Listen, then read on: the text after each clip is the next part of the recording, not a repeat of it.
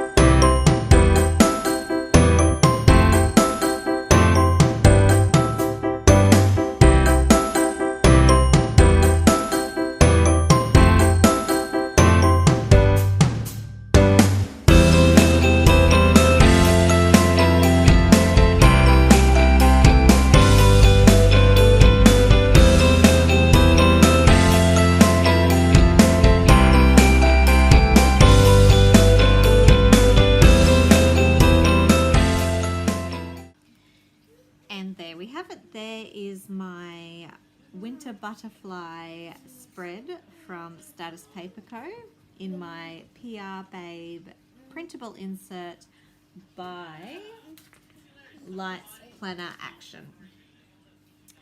And as you can see here, I still have lots and lots left from this kit since I've modified it to fit into this insert. Plenty for another spread or to use anywhere else in my planner. The only sheet that I finished was the washi strips. But I think it come together quite nicely.